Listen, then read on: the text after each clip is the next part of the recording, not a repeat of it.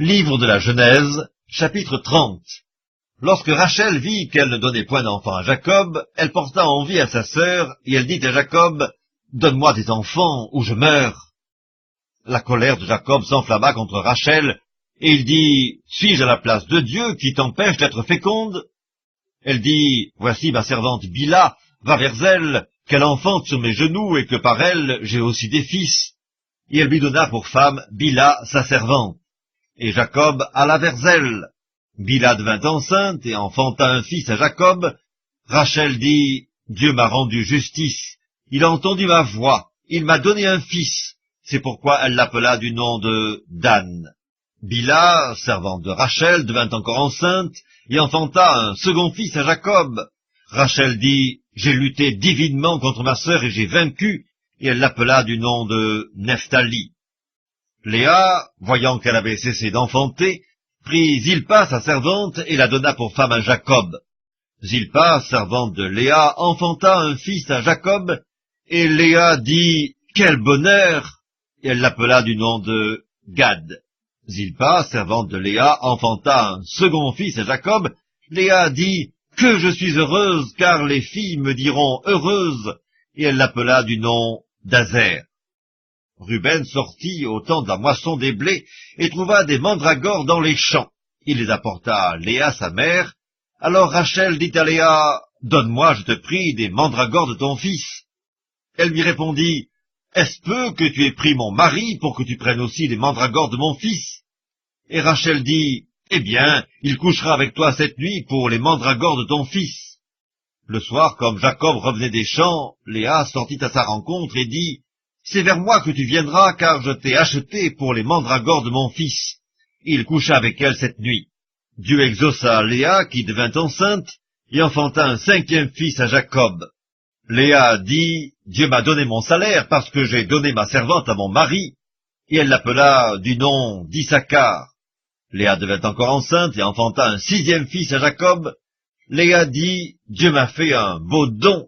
Cette fois, mon mari habitera avec moi, car je lui ai enfanté 6 fils. » Et elle l'appela du nom de Zabulon. Ensuite, elle enfanta une fille, qu'elle appela du nom de Dina. Dieu se souvint de Rachel, il l'exauça, il la rendit féconde. Elle devint enceinte et enfanta un fils. Et elle dit, « Dieu a enlevé mon opprobre. » Et elle lui donna le nom de Joseph, en disant, « Que l'Éternel m'ajoute un autre fils. » Lorsque Rachel eut enfanté Joseph, Jacob dit à Laban, « Laisse-moi partir pour que je m'en aille chez moi, dans mon pays. Donne-moi mes femmes et mes enfants pour lesquels je t'ai servi, et je m'en irai, car tu sais quel service j'ai fait pour toi. » Laban lui dit, « Puissais-je trouver grâce à tes yeux? Je vois bien que l'Éternel m'a béni à cause de toi. Fixe-moi ton salaire et je te le donnerai. » Jacob lui dit, « Tu sais comment je t'ai servi et ce qu'est devenu ton troupeau avec moi.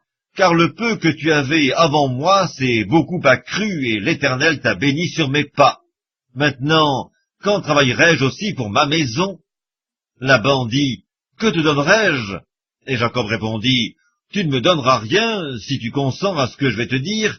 Je ferai paître encore ton troupeau, et je le garderai.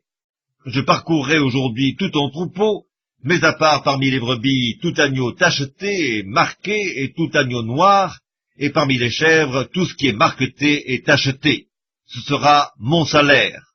Ma droiture répondra pour moi demain, quand tu viendras voir mon salaire. Tout ce qui ne sera pas tacheté et marqueté parmi les chèvres, et noir parmi les agneaux, ce sera de ma part un vol. » Laban dit, « Eh bien, qu'il en soit selon ta parole. » Ce même jour, il mit à part les boucs rayés et marquetés, toutes les chèvres tachetées et marquetées, toutes celles où il y avait du blanc, et tout ce qui était noir parmi les brebis. Il les remit entre les mains de ses fils.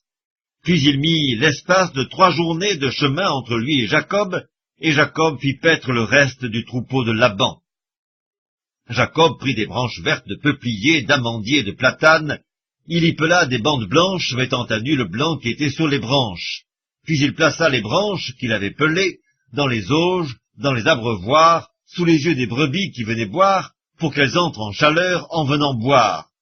Les brebis entraient en chaleur près des branches, et elles faisaient des petits rayés, tachetés et marquetés. Jacob séparait les agneaux, et il mettait ensemble ce qui était rayé et tout ce qui était noir dans le troupeau de Laban. Il se fit ainsi des troupeaux à part, qu'il ne réunit point au troupeau de Laban. Toutes les fois que les brebis vigoureuses entraient en chaleur, Jacob plaçait les branches dans les auges, sous les yeux des brebis, pour qu'elles entrent en chaleur près des branches.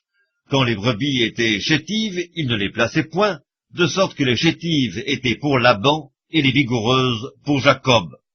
Cet homme devint de plus en plus riche, il eut du menu bétail en abondance, des servantes et des serviteurs, des chameaux et des ânes.